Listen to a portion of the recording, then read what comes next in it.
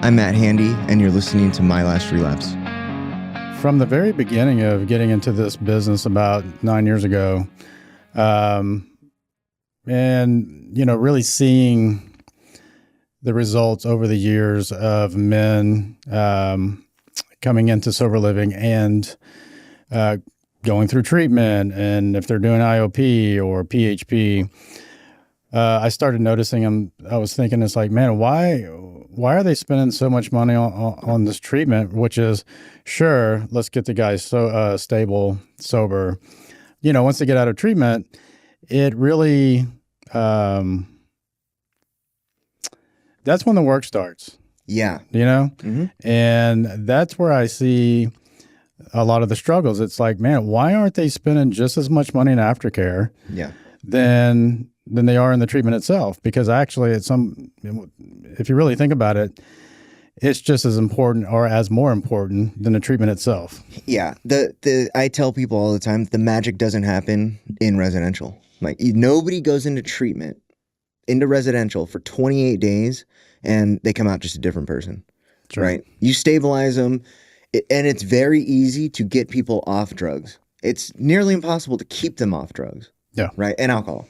Sure. Right? And so, you go into this setting, it's a safe place.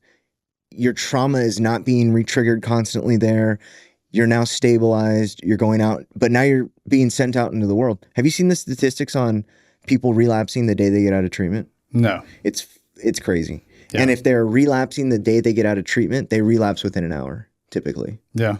And so the whole idea is break the wheel, right? Mm-hmm. And all you have to do is prove that you're saving them money. Exactly. Right? And if you can intervene, so if we see 100 clients and you intervene on with all the data that they've got so far, 30% of the people present in the way that he's looking for. So if you can intervene on 30% of the people's relapses and keep them clean for that year, right? You're now talking about a massive spike in success. Sure. Right? Yeah. And so all you have to do is go back and say, we have 18 months of data that says we tracked this, we did this, we intervened this way, and they stayed clean. Now you're incentivizing them to fund the aftercare part. Right. Right. And that's just the truth of it, right? Like, there is a lot of people that get into the treatment industry because there's a lot of money in it, in residential specifically. Sure. Right. And you can see the product that is profits focused. Right. Yeah. And we all talk about it. We all see it. And then there's products out there. There's treatment products out there that have a really good program. And then, they're just like business savvy. Sure. Right. And they fail more often than not. And there is no like balance in there. Typically it's either they're money hungry. I mean, you got like really good examples of this. I don't want to like name names, but like there's really good examples of profits over people in the treatment industry. And they're some of the most successful. And by success, we're talking about turnover. Financial success. Right, sure. Right? But definitely. As far as recovery goes, it's like, unless you are educated in what's actually going on, a lot of people get sent there because of what they're sold. But then they go there, the person who needs to go to treatment goes there. Mm-hmm. And these are the people they start this revolving door of going in and out of treatment. Right. Right. And it's like, if the product was better, maybe they'd have a better shot.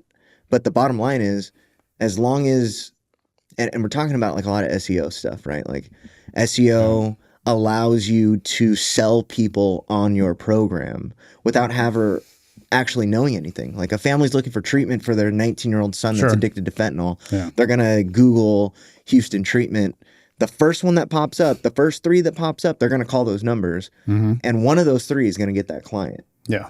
Right. And it's like, at that point, if they're pulling enough people in, and it's like, Have you heard me say this about the Italian restaurant industry? Which one? No. So my Ian, our admissions director, he goes, yeah, treatment is like the Italian food restaurant, right? Like there'll be this Italian food restaurant that opens up. They've got this great product. They're flying in all their cousins from Italy. They're like making shit from scratch. And then a few years down, and they're doing great, right? Right. And a few years down the line, they got somebody in the back that says, hey, we can save a couple dollars right here. We can save some money right here, make more money, right? And then they do it here, and then they do it here. And the next thing you know, like the uncle's making money, so he quits working there. And then the cousin quits working there. And then the product suffers, right? And you could see it in the Yelp reviews where it's like, people will be like, 5 years ago, this was the best restaurant. They had the best, most authentic Italian food, and now I just don't know what happened, right? Yeah. Treatment is the exact same way, where they'll have a good product and then people will start making money, and then they start cutting corners and saving on costs, and they let certain people go to save money over here, and they're like, oh, we have a good product, anybody should be able to do this. And next thing you know, the product suffers, but now they have a good reputation. And the difference between the Italian restaurant industry and the treatment industry is you can go really fucking far off a good reputation. Definitely. Yeah. You know, and it's like, definitely. You and I have had conversations around this where it's like, yeah, well, you know, we don't know why they have a good reputation because the product sucks, but it's like they built this reputation over time, and then now it just kind of is self-sustaining. Right. Yeah. No matter what they do, it's just like, you know, they're the tried and true, and so that's where we go. Yeah. Because everybody says so. Right. So yeah, I think too the other part of, you know, getting say the insurance to cover aftercare would be, you know, how do they dictate, you know, because at the end of the day, it's about numbers to them. How do they dictate like what's covered, you know, X amount of dollars covers sober living, you know, because you have so many different variations of sober living when it comes to low income, middle income, higher income. How do they go about payouts? You know, and those type of things will have to be figured out, I'm sure. And again, there's a models, like you said, in Florida that they can probably base it off of when it comes to compensation to those different entities, IOPs, sober living, therapists, things of those sorts. Yeah, and you do have like, so with Trone, right? Like that was all based off the Florida model. Like, do you know his story? About his brother? About Jason. He was introduced to recovery in Florida, right? And so he like saw this whole machine and tried to replicate it here. The problem is they're not paying for it here. Right. Right. And so, yeah, once the script gets flipped, they're going to have to start looking at, well, what is worth it to us? Like, how do we pay this? Right. Like what you're talking about. Right. And that's when organizations like Trone will be like a key piece, because they're going to say, well, they're going to have to standardize. Yeah. Right. They're going to have to at least hit these markers, and then they'll probably look at like efficacy of programming and shit like that. But it's going to be complicated for sure. But the whole goal at least is to redirect, right? Like if we can prove that people, the magic really happens in aftercare and the supportive housing and the sober living and all that, because it's like, it's very easy to go to treatment. Like, how many people do you know they go to treatment, they don't want to leave? Sure. Yeah. You know, it's a safe space. Safe space. And it's only 30 days. I mean, it's over before you know it. Yeah. So, you know, then you have the rest of your life to go, right? Yeah. In the next multiple months coming, and what do I do with myself? You know? And so I think that's where the struggle is with these guys coming into the houses is a lot of times they just don't know where to go. And I think in these treatment centers, a lot of them, I work with a lot of really good aftercare coordinators, and then some maybe new to to that position. And like you mentioned before about the whole Italian restaurant, right? I mean, the turnover is kind of high, and so that gets lost. Connections get lost. So that's where I feel there's some treatment centers have a great aftercare program, which means, aftercare coordinators, planners, whatever you want to call them.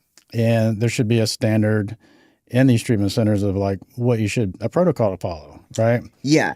So there's an interesting thing that I learned. You know what Salesforce is, obviously, right? Yes. Salesforce, in the way that they categorize things and the way that the notes are taken, the relationships don't follow people from organization to organization, right? Specifically in Salesforce. So, like if you work for X place and we have a relationship, when you leave, they lose that relationship, Right. right? But it's still on their books, right? There are like with Lightning Step, you can take all of your information with you and put it into Lightning Step.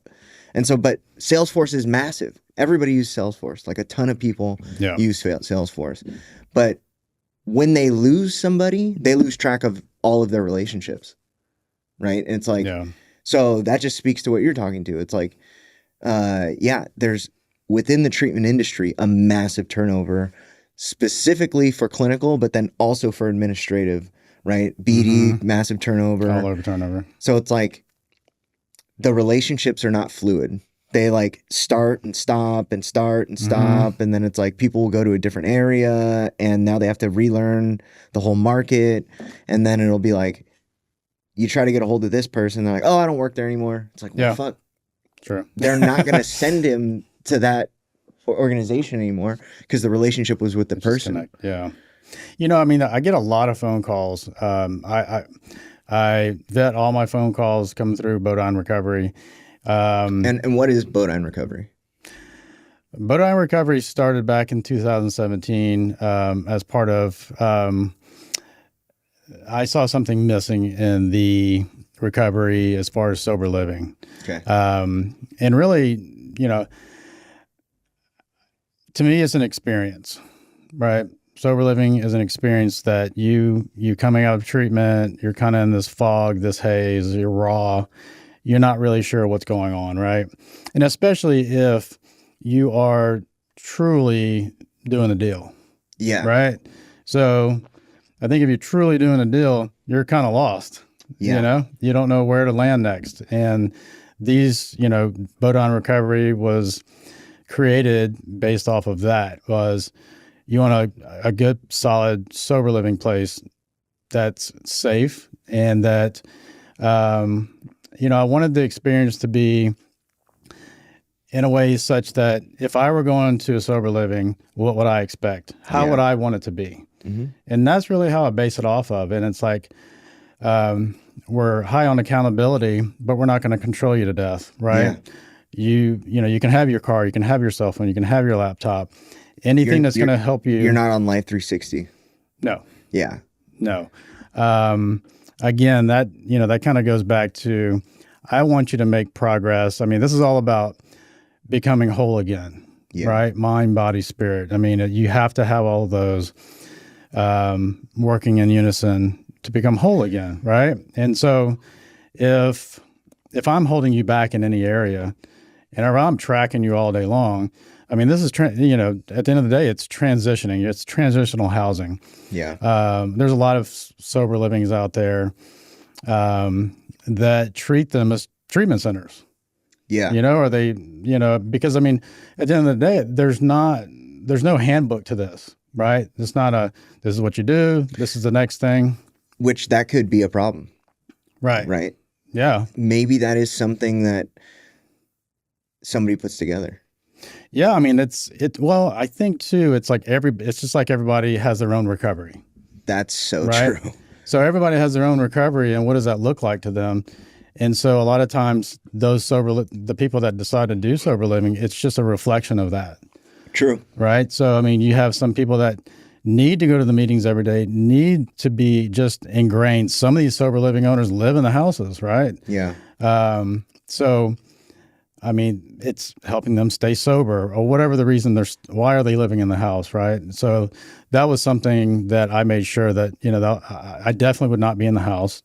I don't micromanage the guys. There's guidelines set forth in the house that I've set forth that they have to follow, and that's what I expect them to do. I'm not, and if you know, I tell my guys, I'm like, this is your house, right? Yeah. This is your house as the house manager. you oversee the basic guidelines and rules. And if you have any good ideas or any ideas you want to run across me that you want to have a certain kind of meeting, or if you want to do an outing, or if you want to do anything, 99% of the time, I'm going to say yes. Yeah. So just short of that, we want to make sure that you're making progress in your recovery, in your professional career, in whatever IOPs, therapies, whatever it is that you're doing. Mm-hmm. So in a sense, you kind of, I hate to use this term, but it's like you have enough rope to hang yourself, know? Yeah. And so what are you going to do? Are you going to sink? Are you going to swim? We can guide you, right? But we're not going to be on your back 24/7. Yeah. No, that piece right there, having enough rope to hang yourself also gives you the ability to grow, right? Sure. Like you're not tethered so close to something that you can't progress. And so I recently went to a house where the people that own it are not in recovery. They're just in the recovery space. Mm-hmm. And the amount of rules, right? And it was like the Life 360 thing, and you got to leave the house by 7:00 in the morning. You can't come back until 5, and like all this stuff. And it's like, where do you think they're going to go? Like, what do you expect? What is the expectation? Mm-hmm. Right? The expectation, they're like, well, they got to get a job, and they got to they can go to the library, they can do all this stuff. And it's like, the idea makes sense, but addiction and recovery is not logical typically. Like, we do a lot of things that when people see it, it's like, why do you do that? It's like, well, I have to, right? I have to do this. And it's like, oh, okay, whatever. But like a lot of it doesn't make sense logically. It just makes sense because it's my program. Right. Right. And it's like, it might logically make sense for you to tell somebody you have to leave at 7 and you can't come back till 5. But what do you think they're going to do if they don't have a job? If they're out there not going to meetings or whatever it is, like, and they're like, well, we got them on Life 360. Like, really? I was like, wow. I would never send anybody to your house. Yeah. I mean, to me, it's parenting, and we're not there to parent you. Yeah. So, it's something that I've never put in place. I've offered it to parents or loved ones. If that's something you want to do, that's great. Mm-hmm. But we're not going to, the way I look at it is, kind of like what you said, it's like if you try to control someone so much, they stop growing. Yeah. Right. Mm-hmm. So, it's like a flower pot, right? Yeah. It's only going to grow as big as you let it. Right. And you can't smother people early in recovery. Now, circling the wagons is a different thing, right? If somebody's like in a state of emergency, dude, surround them, right? But like, especially for me early in recovery, it was like I had to learn what recovery was. Not what you're telling me it is, but I needed to learn for myself what my recovery was. Sure. And so like, I know that you're like a 12-step house, mm-hmm. right? What if they are not a 12-step person? Well, that's one of the things that we do require them to do in the house. Okay. Now, they can do anything in addition to, because I did, when I first started Bodine Recovery, it was, hey, you know what? I don't care what kind of recovery that you're in, but as long as you're in a program. Yeah. Right? Smart recovery, NAAA, Dharma. Just name one. Yeah. I mean, there's the White Buffalo one, whatever it was. Right. And there's also a Christian one. Celebrate Recovery. Celebrate Recovery. And you just do that, man. I don't care. Right. You're doing something. Yeah. But that only lasted for so long. I started seeing guys, I mean, especially the guys that, and I'm not going to knock Smart Recovery, it works for a lot of people, but the guys that were on Smart Recovery they would never last. Okay. And then during the house meetings, you really couldn't hold each other accountable. Everybody was on their own thing. Yeah. And it just kind of mixed matched, and it just didn't, it wasn't cohesive. And so we really had to just say, look, we're just going to 12-step. That's all we're going to do here. You can do anything in addition to that. But when we have these house meetings, we need to know where you stand on a 12-step basis. Right. We need to speak the same language. Yeah. So that really was helpful a lot. Okay. Early on, with Bodine Recovery, my first house was off Quitman, off by the light rail. And it was a pretty dangerous area. There was a beautiful house, beautiful interior. The only thing was parents or loved ones would drive by and are like, oh, no. It was rough, right? But at the time, that's the only place I could find, right? That worked for me for what the situation I was in. So I said, well, this is what God's putting in front of me. This is what my opportunity is. And let's just see if we can grow it from here. And I did. And I didn't have anybody in my house for 8 months. 8 months, it sat empty. I'm like, man, what am I doing wrong here? Right? I'm going to all the networking events. I'm becoming part of these organizations, TAP, GHATP, which is no longer around. And nice furnishings. I'm in it for the right reasons. Why is anything happening, right? GHATP, that was the Greater Houston area treatment providers. Yeah. Yeah. So that, we did that. I did that. And, I would, this is 8 months in, and I'm just thinking, what am I doing wrong here? And what I found, in Houston, it was more of a vetting process, kind of like, who's this Ted guy? What's he about? Is he going to last? Right. Let's just kind of sit back and watch and see what happens. Right. And so around the 8th month, I decided to start doing this Burgers and Bibles event. So I found a local pastor, and then invited him over, and he would pull something, recovery related out of the Bible, which is tons of it. And then there would be like a Q&A after, and I would, barbecue for all the guys and invite other sober livings over. At the time, I had nobody in the house. Well, I did have a few people. So it was really good for community. And, within a month's time, my house started getting more people in it. Yeah. And then I had other treatment centers reach out and said, hey, we love what you're doing. If you could put a house over here, we'll help you out. And, to support you. And man, it's been ever since then, it's just been going up. Right. Yeah. So that's kind of in the beginning years of Bodine Recovery. And, we've expanded certain areas, and then just, again, I go back to, there's no playbook to this thing. Yeah. And I learned as I went, as I went along, and, there's a lot of mistakes I made. There's a lot of things that I wish I had done differently, but that's all part of growth. And, there was, when I came into this industry in 2017, I had no idea what I was doing. I had no understanding of how this worked. And so there was a few people that I reached out to, and I said, hey, look, and I'm just going to give a shout out to Ralph Fabrizio of the House of Extra Measures, because I looked for the best guy out there. I was like, who's about the most respected? And they said, this guy. And so I said, cool, I'll reach out. And he goes, I said, hey, I'm Ted. This is what I want to do. And, do you mind coming by and checking out my house? See if this is something that, give me some pointers, whatever. Or who do I talk to? Who do I don't talk to? Who do I avoid? Right. Yeah. And so he's like, this is wild. He was like, nobody's ever done this before. Most people don't call me and ask me for help in that sense. So he was kind of taken back by that, but he helped me a lot, because in the early days, when there's a guy standing out in the middle of the street with his pants around his legs, what do you do? Right. And I didn't know what to do at the time. Yeah. And he's drunk, and he's, one of your clients? Yeah. Oh, wow. Yeah. It was actually somebody I knew. He was my first client. And, within about 2 weeks, he's standing in the street with his pants around his legs, and his car's on the back of a tow truck. Right. And I'm just like, what do I do here, man? And he's like, I call him up, Ralph. I'm like, dude, this is what's happening. And he's like, do this. And I was like, okay.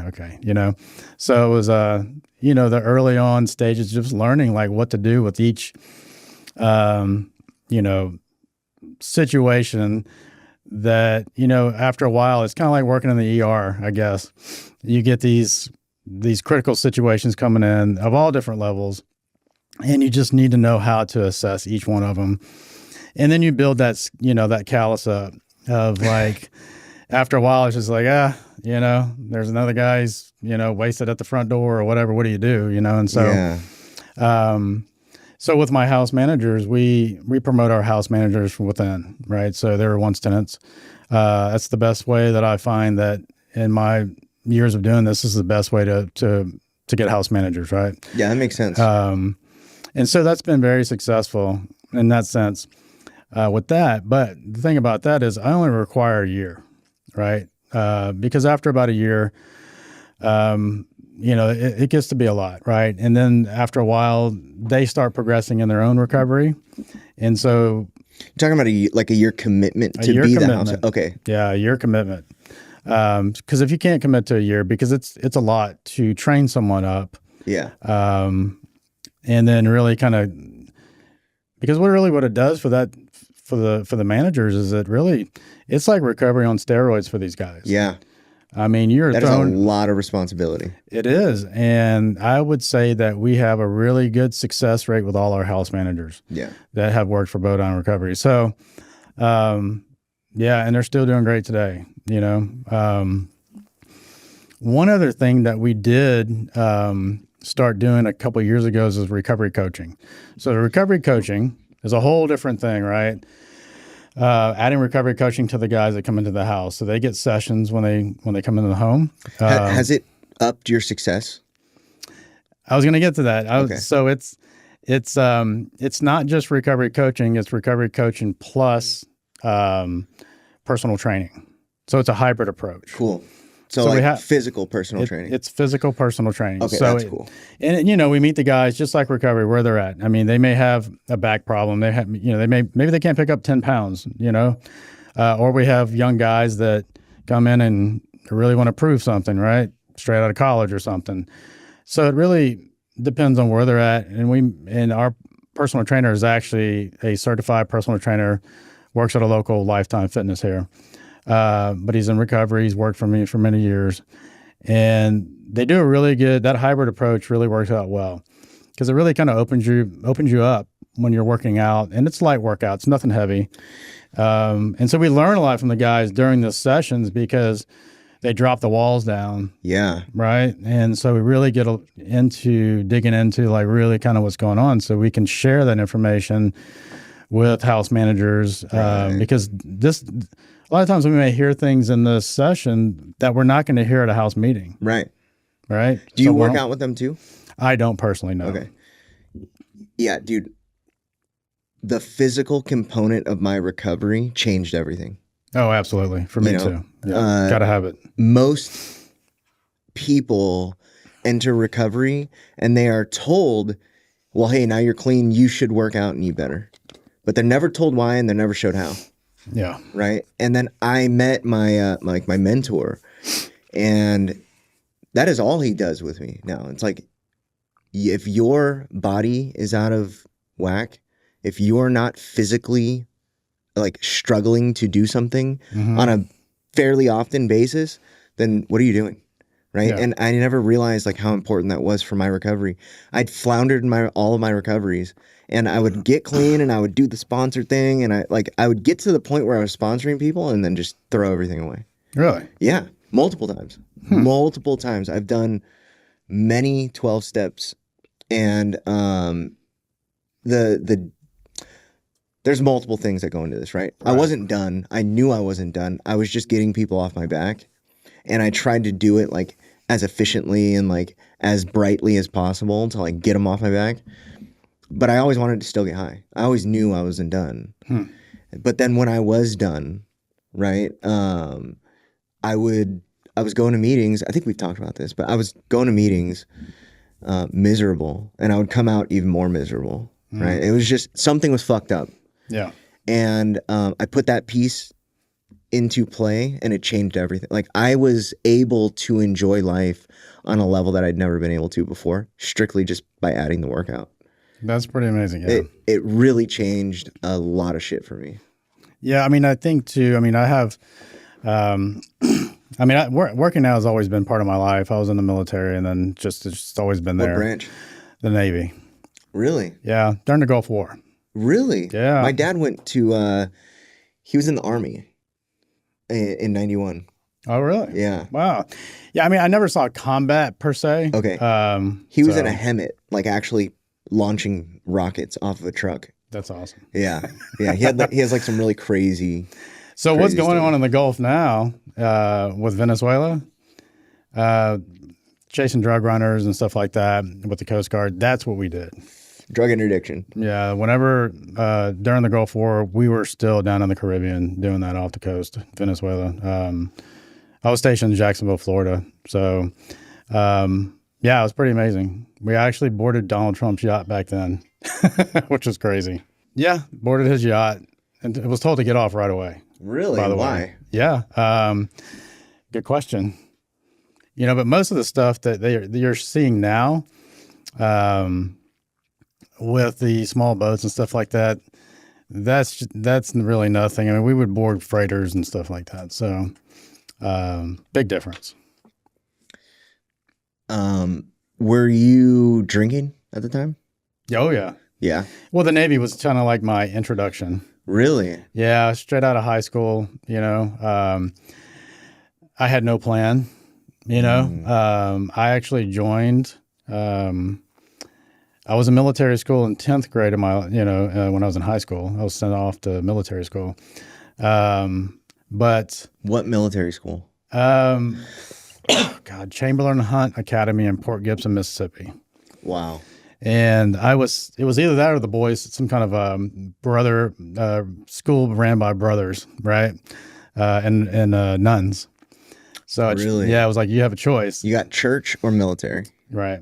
So my mother remarried, and it was the stepfather really kind of hammering down. And like I was mentioning, I'm from Houma, Louisiana, and born in Baton Rouge, raised in Houma. And then, I was telling you earlier, I spent a lot of time in New Orleans, like my weekends. And so there wasn't really like heavy stuff back then. It was just mainly like people smoking weed and drinking stuff like that. Or, Bourbon Street was full of whippets, all day long. Okay. That kind of, but that's really it. You never really saw anything else. Okay. So yeah, I spent a lot of time in New Orleans, just grew up weekends there. We're 30 minutes south of New Orleans. So yeah, it was drinking in Louisiana, growing up in that lifestyle. It was just part of the culture. Right. Yeah. So you're talking about like the swamp lifestyle, right? Yeah. So was it like gator hunting and all that shit? I never. So there's although Houma, Louisiana was just, it's an oil and gas, but it has a lot of history too, from sugarcane plantations. Oh, wow. Yeah, tons of sugarcane out there.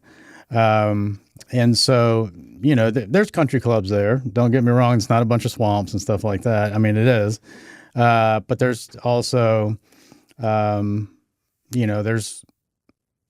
the upper crust there too. Yeah. So, because they're all oil and gas related, there's a lot of money there. Yeah. So a lot of, if you're going to go offshore, you're going to go through Louisiana, or Houma, Louisiana.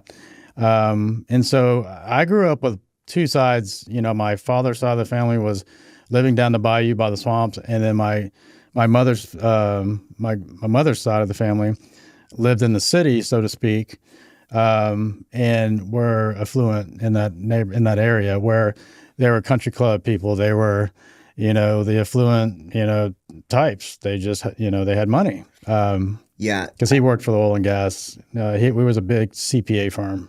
Okay. Yeah. I like I said, I had recently gone down to Louisiana for the first time, down to New Orleans. And, growing up in California, we have like a picture of what it actually is, or we have a picture of what it is, and then seeing it for the first time, it was way prettier than I thought it was. It's so cool. It is really cool looking. Yeah. It's like a really, really interesting, and that city's so amazing. So much to see. Yeah. It is, man. If you just, I know a lot of people go there to party, right? Yeah. I'm sure they do. Yeah, and they do. But if you go and don't party, right? There's so much to see. There's so much to so much history is insane. You have Galveston here. That's about the closest, vibe you're going to get to New Orleans. Mm-hmm. But it's like magnify that by 100. Yeah. And that's New Orleans. So we did the Hotter Than Hell tours. Oh, really? What's yeah. that?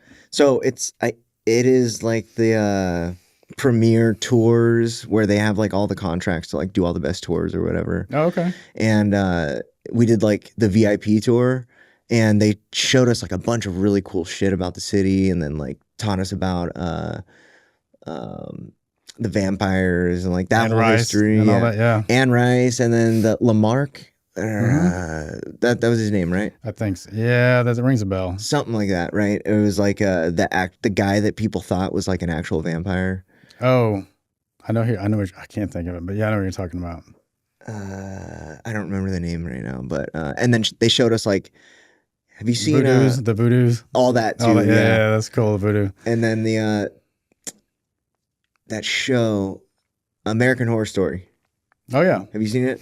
Yeah, I mean, and also there's a lot of haunted, yeah, places there. Yeah, cool. I actually did tours of that too. It's pretty really? Cool. Oh yeah, yeah. Really, I love New Orleans, man. It's a lot of fun. Yeah, my wife and I were down there. We were like, we could live there, really? Like other than the weather, but I mean, it's comparable to here. Yeah, it's a different lifestyle for sure. Yeah. So it is dangerous. I mean, is it? Oh yeah, dude. If you're not street smart, it can be very dangerous. I could see that actually. Yeah. Yeah, you really have to be able to read the street pretty good. So especially certain areas, just like any city, but where most people go, you have to watch yourself. Yeah. Like down in the French Quarter. Definitely in the French Quarter. Yeah, just don't go down any alley and think you're just going to take a leak in the alley. Okay. You might not come back. You're not going to come back with everything. Well, and they were telling us like about the Katrina shit and like all of the ripple effects of what happened. Oh, yeah. And like everybody left, and then it was a very grimy the people that were left stayed there because they had no options, and it was like murder rates rose like astronomically, and then like gangs took over and shit like that. So yeah, it's taken years, but man, I tell you, it's just like the politicians, man, and everybody everybody that goes through there seems to be crooked at one point. They were telling us about like what's going on like right now with like the mayor and like some other people, and we're like, holy shit, this is like the one from Katrina got arrested. I mean, it just got put in jail. I mean, it's like, come on, it's like they're all crooked in some one way or another. Yeah. I think it's just politics. It is. Yeah. Going back to what you were saying, you asked about the outcomes of the houses with the recovery coaching and stuff. I will tell you, our retention rate is way higher since we started doing recovery coaching, and we do have and this is another good stat is we have a protocol where if you're caught using, or if you don't pass a UA, or you slip up, whatever like that, we don't kick you out immediately. I mean, we kick you out immediately at that point. But you have a second chance and you can come back, right? As long as you stay in contact with us, your sponsor, go to meetings, and you do like a 3-day thing, or it's like a 7-day thing. Okay. Right. So if you need detox, we'll find a place for you to go to detox you out, come back to the house. Now, if it's not, you have to stay at a safe place. A lot of times, emergency contact, but I would say 70% of the time, 75% of the time, the guys come back. Yeah. Yeah. And this way, the kind of incentive is you don't lose you get a second chance, you don't lose the month rent, and you get to stay in the house and, correct your ways. Because if we're just going to kick you out, the odds of you staying sober, it's almost none. Dramatically drop. Yeah. Right. So getting that second chance a lot of times, really saves a lot of guys. And I think that's really notable. Yeah. I mean, so I stayed at specifically one. Did I tell you about this? No. The sober. So in San Diego, I got out of prison, and my family was like, you can't live here, Sure. So they got me sober living. Well, this lady had people like living in the backyard in tents. Oh. Like every room was like packed. She lived there as well and was like having sex with the residents. Wow. Worked out for her. Yes. I never gave him a clean test, and I was there for months. I never gave him a clean test, and I was tested once a week, something like that. As long as you pay. as long as you pay. Yeah. Yeah. It was like, oh, okay, I found a Yeah. system that I could exploit and manipulate, and it worked out for me, and I think I overdosed like 2 nights after I got there. Woke up the next morning, my roommate was like, dude, I had to give you Narcan? CPR for Yeah. like, this is pre-Narcan, this is in 2012. And I was like, why did my ribs hurt? He was like, dude, you OD'd last night. I was like, fuck, did they find out? And they're like, no. It was like a bunch of the roommates like had came in and like kept me alive. Oh my God. I was like, fuck. I'm going to be kicked out. No, you're not. No. Yeah. It was like, right. no house meeting about it. No, nothing. And it was like, everybody knew, but everybody was using too. They were all drinking or using something. Yeah, I think, obviously in every city there's the sober livings that kind of stuff still goes on. Yeah. And like you were saying before, trying to, putting that system in place where we do have regulation on it so that we can get insurance paid for. Hopefully, you're always going to have those sober livings, right? No matter what. Yeah. And because one of my big complaints is I get phone calls all the time where people just can't quite afford sober living. Yeah. They either don't have a job, because I specialize in men coming out of treatment centers. And if you're not coming out of a treatment center, most of the time the phone call is either I don't have a job, I don't have any money. Yeah. And that's where, I've always thought about some type of nonprofit to help these guys, because it's terrible how many guys I turn away. And there are nonprofits out there, right? There are. There's just not enough of them. And it's unfortunate that we have to do that, right? Dude. That's the sad part of it. And because sure, big government can step, or I'll always refer them out to the Sobering Center of Houston or the Recenter or, what's the other one? In Pasadena, there's another one. Senecor?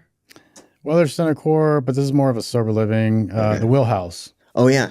So, I'm always referring them there, and they're always probably full, but it would be nice for some of these guys to be able to experience a sober living like ours and not just be jam-packed and, like they just came out of jail and went right back in, because that's what it's like. Yeah. Dr. Shaw talks about the importance of sober living. He says sober living saved him, right? Yeah. Have you heard that whole talk about it? No, I haven't. So if Dr. Shaw wanted to stay Dr. Shaw, he had to do certain things, right? Like, cause he got, oh, sure. And so one of the things they told him was like, you're going to go to sober living. And he always says it. He goes, do you know who I am? I'm Dr. Shaw. I don't need sober living. But he says that was the key to his success with sober living. Yeah. And it wasn't just because it was somewhere that he had like to go. It's because of the accountability and the community and the bonds that you can build. And it's like, it wasn't just 28 days. It was 9 months or however long he stayed there, like a decent enough amount of time to actually like connect with people, have people that you trust, like that are in your community, that you can like look them in the eye and like feel good about what you guys are doing there together. Right. Yeah. But one thing about Texas that just blows me away is that like how little people think about how important that is. Like you got the Florida model. Their entire treatment industry is based off of sober living, right? California, that is something that everybody talks about is sober living, and like how important that is. So important to the point that like if they can't afford, so I was involved in YPAW a little bit. Okay. One of the things that I noticed is like if they couldn't afford to go to a sober living, they were all like pooling together and getting an apartment and like sardining like 8 of you guys in there together, just to have that community and that like accountability. And like, so it's massively important, but it's almost like an afterthought here in Texas. It's really crazy to me. The way I look at it is like, if you could just give this person 3 months of sober living support, so they can get a job, so they can, they can better their lives, or they can just concentrate on themselves, right? Or they need the time and space that they need. And again, that goes back to the sober living, as far as what's going on in the house. okay, you don't have to go to work. You have the space, this free time. What are you doing? Right. So, and I think that, a good sober living house should be able to address those issues as far as, like you said, I mean, there's a guy that doesn't want to get out of bed. What are you going to do? Yeah. So there's so many things that could be going on with him, and finding out, what do we need to do next to help this guy out? Yeah. But at least I think the 3-month thing is a good starting point. Yeah. We're not asking for you to support this man for 6 months. 3 months, I think, should be a good standard. In California, insurance pays for sober living, right? In Florida, they pay for sober living. Like, there is a precedent for this already, right? And it really confuses me why that isn't a thing here, or at least why it isn't a more prevalent thing, or why doesn't it get approved? It's like, sober living is such an important part of people's aftercare. So when you talk about like the hierarchy of like what needs to happen after they leave residential, and they're back in the real world, and now they're struggling with, this is the other thing, is you got a family that sends their loved one to treatment, right? And they're just, for the last year, just worried about if their son is going to die, or if their brother's going to die, or whatever, their sister, their uncle, their aunt, whatever it is. And then they go to treatment, and now they're sober, and now they're just pissed off at them, right? They're pissed off because of whatever, they fucked them over in some way or another. So now they're just pissed off at them. And you expect us to like send them back into that situation. We're not doing that, right? Like, it's not going to be a recipe for success to send them into a sick situation. So the alternative is we send them to sober living. It's a safe place with structure, with accountability. And then, so the hierarchy in my mind is PHP would be right after, it's the continuum. Sure. It's built in that step down for a reason, but they don't put that piece together for you, where it's like, if you don't have somewhere safe to go to sleep, how are you going to get there? Yeah. Right? It's like, just as important as the aftercare step down parts of treatment is the living component. Sure. Yeah. It's like, so we're failing in that, like, industry wide. I feel like we are failing in that, because if we don't have like an option for them to go, so that's what I'm dealing with right now. And you know this, right? Yeah. It's like, we are missing probably a lot of opportunity for clientele to work with clientele, because we don't have a supportive housing system. Sure. Right. And it's like, we keep getting told you need to have a supporting housing system. People are asking like, oh, well, do you have sober living? It's like, no.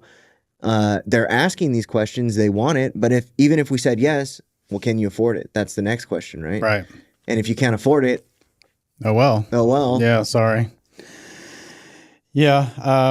That's the other point. That's the other number you think that, well, I just say it's all about money, right? With the insurance companies. And when you see, let's just say, take a patient that's coming in and out of treatment centers, I don't know, 3 times in a year or 2 times in a year. Yeah. Or you would think at least there would be some common. type of, you see some kind of indicator that, okay, this guy's been in treatment 3 times this year, right? Yeah. So how does that make sense if we could just send him through a complete aftercare program and sober living, the outcomes of that, like you were saying before, it's like, if we could show outcomes, because you're actually going to be saving money. Yeah. Right. But for whatever reason, you're not seeing it. I don't know, because you're going to keep getting these guys back, or you're just hoping that they're going to pass away. I'm not sure of the whole idea behind this. Yeah.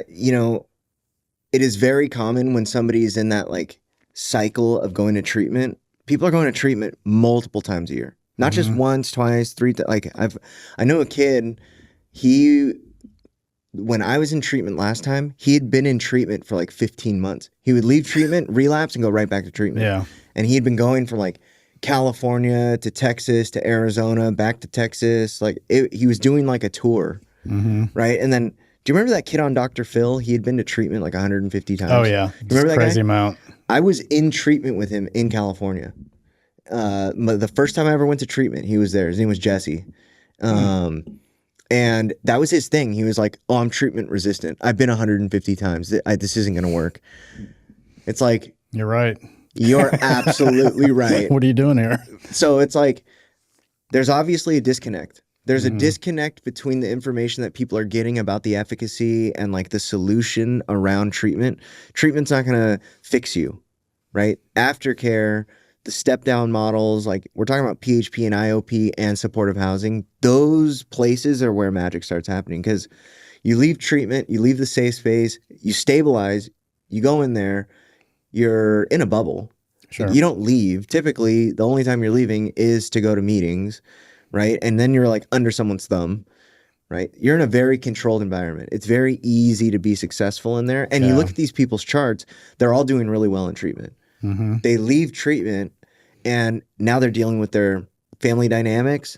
They've lost their job, their wife, their kids, like all of this shit hits the fan for them, right? And that's another thing is like, I think people are sold an idea of what treatment does for you. This is what I was told. I was told you go to treatment and you'll get all your shit back. Like life just gets better, you know, and like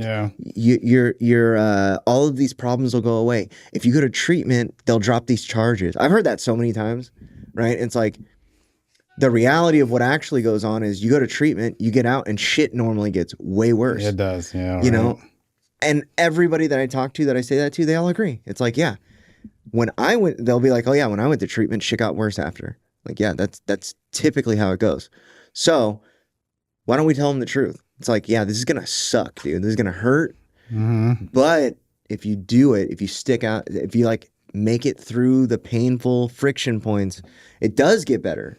Yeah. Right? Like everybody that I know that like gets through that first year, gets through that, sometimes it takes years though, right? Like definitely. Yeah. I mean, one of the things that I learned about myself early on was, you know, and I tell these guys, I'm like, look, 12 steps going to, you know, if you want to choose to do 12 step, that's amazing. Statistically, it's one of the best routes to go. Yeah.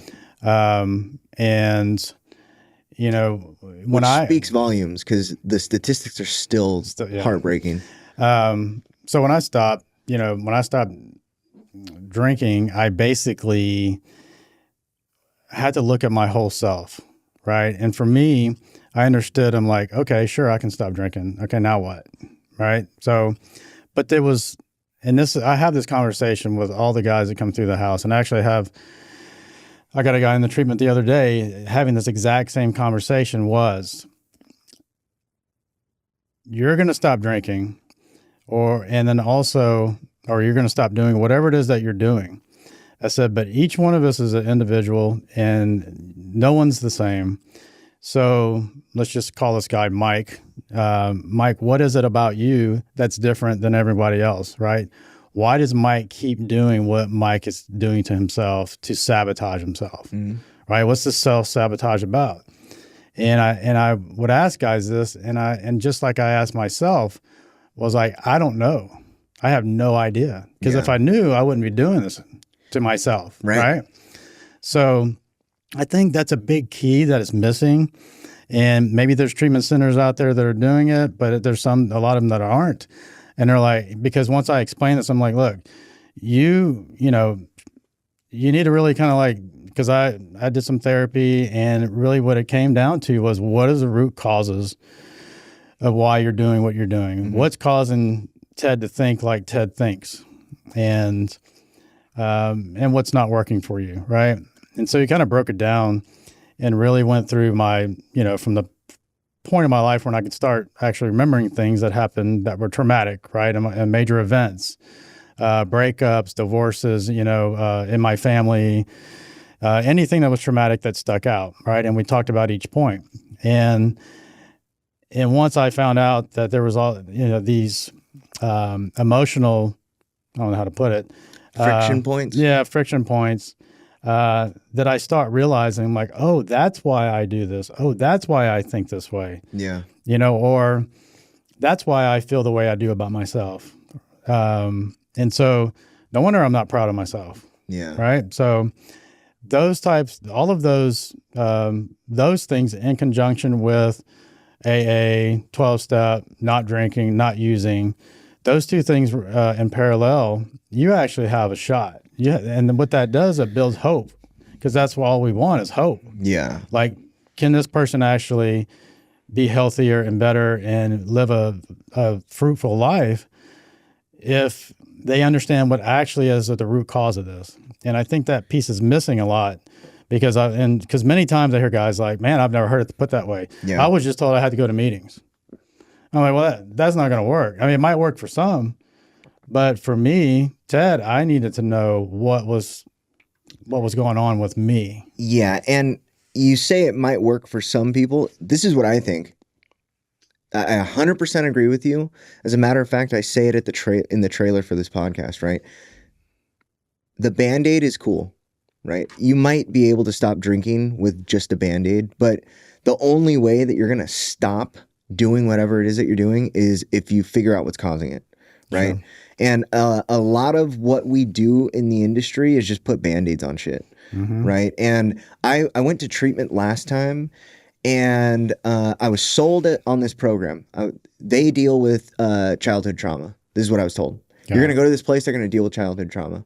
I get there, one of the first questions I ask is, when do I get to talk to a therapist? And I was told twice a week before I got there. Twice a week, childhood trauma. When do I get to see my counselor? They're like, well, it's Friday, so you're probably not going to see him till Wednesday. Like, okay. So I'm like, okay. In my head, I'm like, okay, maybe it's like Wednesday, Friday, something like that, right? So the weekend goes by, Wednesday comes, I see my therapist, and I'm telling her, like, okay, well, when do we get to dive into this, right? She was like, what are you talking about? I was like, yeah, I was told that you guys specifically this is like your thing, is childhood sexual trauma. And she was like, we aren't going to talk about any of that while you're here. I was like, what? That's crazy. My mom was on the phone, right? During this phone call. And the therapist literally told her, like, oh yeah, we're not going to talk about any of that while you're here. And in my head, I'm like, why am I here? Right. Wow.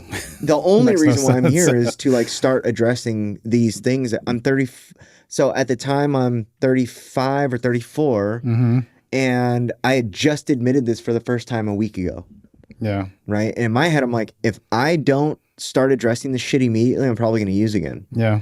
Like, this is how my mind is working at the time. And it's like, no, we're not going to address any of that. It's like, okay. So I leave there. I stay there for like 3 weeks. I leave there.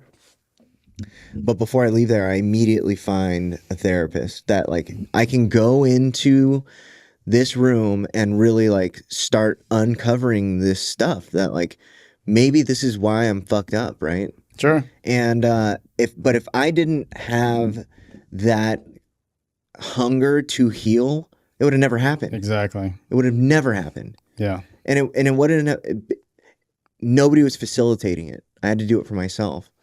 Right. And it's like, that's what I told a guy on the phone before he went to treatment. I said, dude, you're going to have to take action. Yeah. Because it's just like, and I think that's the other part of treatment centers too. It's like, a lot of people think that, well, I'm just going to send my son, my husband's going to go, my wife's going to go, my whatever's going to go, and they're going to fix them. Right. Yeah. And so, a lot of times there's not a lot of, I guess maybe the intake when it comes to,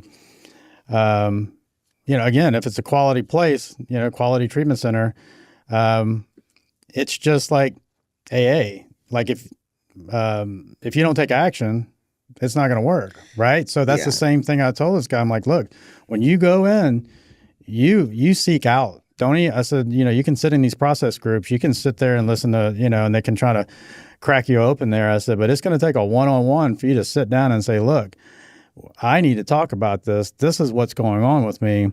You need to help figure this out, help me, guide me so that I can understand myself. And I think that piece is missing a lot. I said, but it's going to take you to do it. I said, don't sit there and just think they're going to give you a bunch of information and it's all of a sudden you're going to go, oh, okay, that's what it is. No, it's different. Like, everybody's different. Yeah. You cannot think your way out of a problem you acted your way into, right? Yeah. It isn't logical to think that you can. But then when it really comes down to like this recovery thing and treatment specifically, it's like you're only going to get out what you put into this. I know this is something that's constantly said and people hear it all the time. But until you experience like putting in the work, It never really clicks what that means. Then the second you start really to put in the work, and it's painful. Like, it doesn't feel good. No. Everybody wants to avoid it because, like, you're going to cry. It's going to hurt. You're going to be embarrassed. Like, I was embarrassed about, like, some of this shit, right? It's like, Sure. These words are going to come out of your mouth that I told myself would never come out of my mouth. Like, but in order for me to get where I'm sitting today, that had to happen. Sure. Or else I might be back under a bridge. Yeah. Right? This is just how this works. Yeah. And, the AA structure, the way that works, it really lays out a good plan for you to understand this is what I have to do.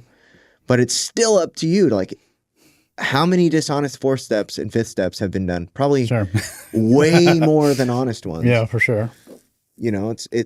So it's an individual thing, right? If the individual does not buy into this, and this is another thing, right? Like, for the people that are going into treatment for the first time, if we can sell them on the idea of recovery, they have a good shot, right? If they can buy into it the first time. But if they don't get it the first time, there's a guarantee almost that they will go to treatment multiple times. They will just keep going through. I think too is like there's also a big disconnect where there's no one telling them the reality of it.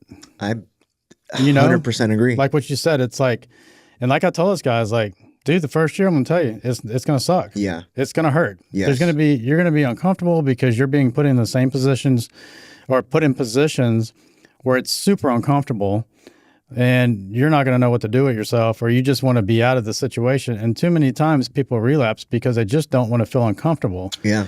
And because it hurts, it doesn't feel good. So the easy solution is to do whatever it is that you normally do. Yeah.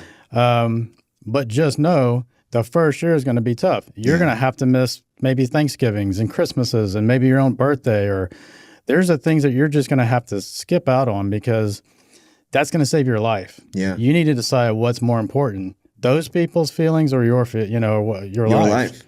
So, it's not saying, oh my God, go to treatment and you're going to live this, the blessings are going to happen. That's a bunch of bullshit. Yeah. You have to be speaking in reality terms with these men and women. Yeah. Because it's not, like they say, rainbows out there. Yeah. And it's an industry, right? And I feel like there is a lot of dishonesty between the industry and the clients coming in where they just want them to come in. Right. Sure. And it might have like good intentions behind it, but from my experiences, I was set up for failure almost because I was believing that it was going to do something that it just doesn't have the capability of doing. It cannot fix you. Sure. It cannot do it. You have to fix you. Mm-hmm. Right. And I thought like, I'm going to go to treatment. And so the first time I went to treatment, right, it was like, I'm going to go to treatment and my family's not going to be mad at me anymore. Right. I'm going to go to treatment and all of these problems, they're going to forget about them. Right. Like, cause now I'm sober and I'm like doing what I need to do. And everything's going to like be okay. I know I'm going to have to probably like say sorry or whatever. And like, that might suck. But the reality is a lot of people go into treatment and their family's just worried about them. They want to heal. They want them to not die. And like, so they go to treatment and then their family's just mad at them. Sure. They're pissed off. Right. And it's like, that situation sucks. How many times have you seen it where it's like they go to treatment and they lose their job? Right. Like, sure. I know people enter early recovery and, especially like people coming in off the streets, right? Like they come in, they enter early recovery, they get the little 9-to-5 job, they're flipping burgers or whatever. And this is what happens. They go into the rooms or they get sober, they enter recovery, they get this job, they can't pay their bills. They don't have a coping mechanism anymore. Everybody's mad at them. They're being isolated. They can't connect with their sponsor, whatever it is. Like all of this shit just piles up and they go, why am I doing this? Right. And they give up. I thought everything was going to change. Yeah. And they give up like way before the miracle happens. Right. Yeah. And coming from, this is what I did, right? Like I did this and I totally understand why other people do this, because I did it.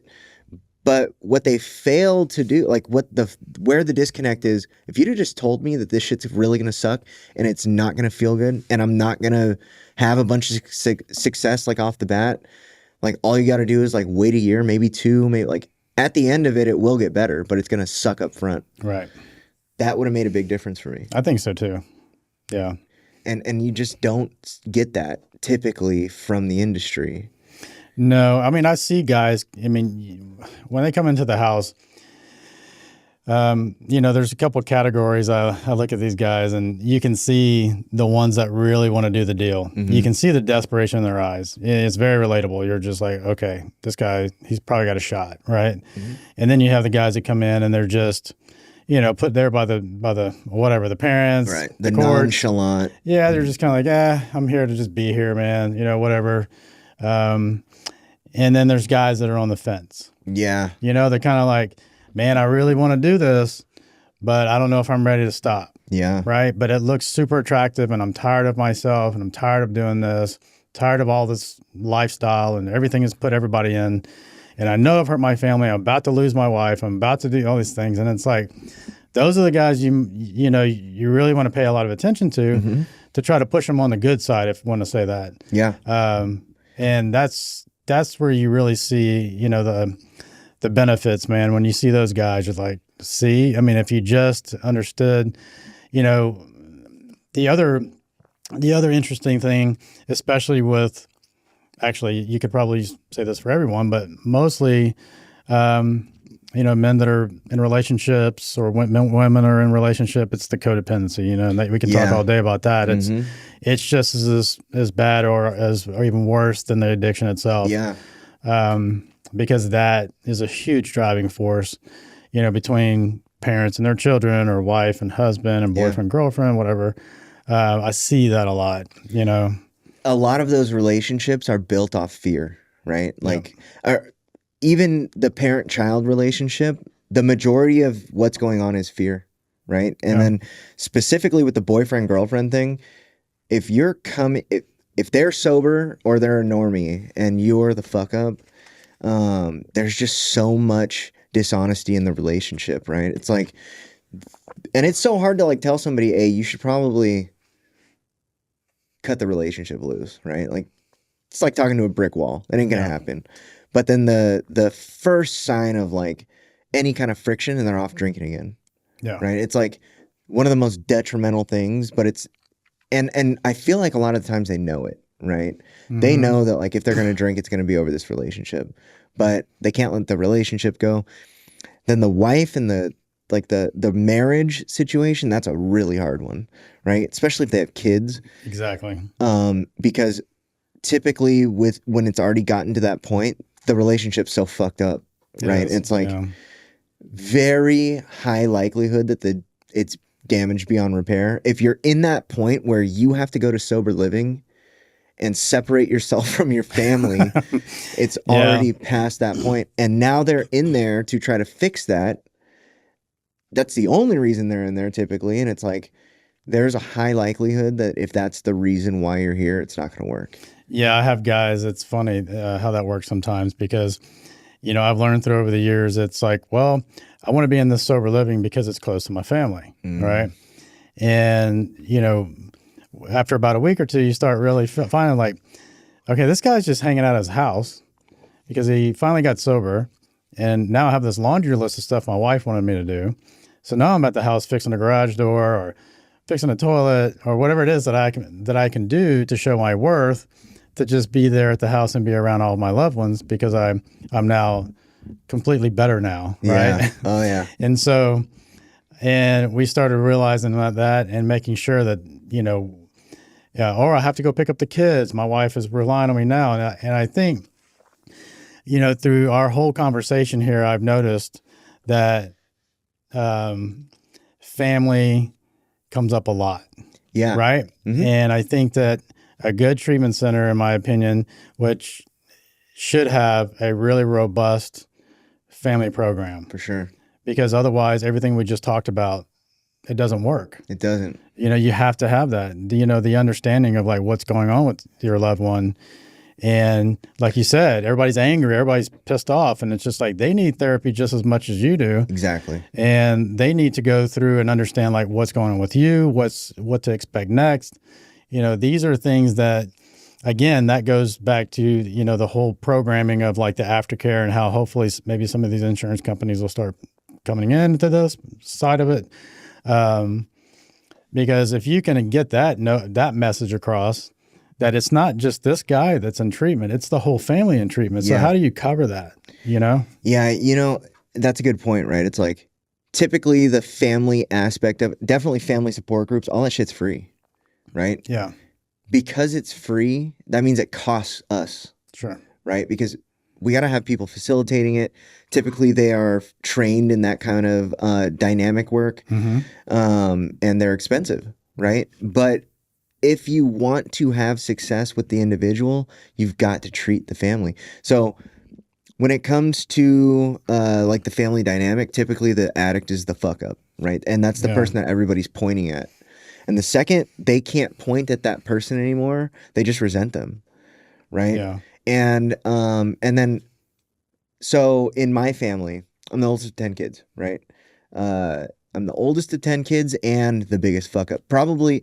And I'm like the oldest grandchild out of, I think it's either 28 or 32 grandchildren as well. And then all of us like my grandparents have probably 40 great grandchildren. Wow. Right. There's just huge family. A shitload of us. Yeah. 106 people have moved here from California. That's crazy. That's just like my immediate family, our families, like our in-laws and families, and then like maybe one degree of cousins. Wow. It's like 106 people. So there's a shitload of us. I'm the oldest grandchild. So I was the first. And I was raised kind of like side by side with some of my aunts and uncles. Right. And my family dynamic played so much into me and like what I became.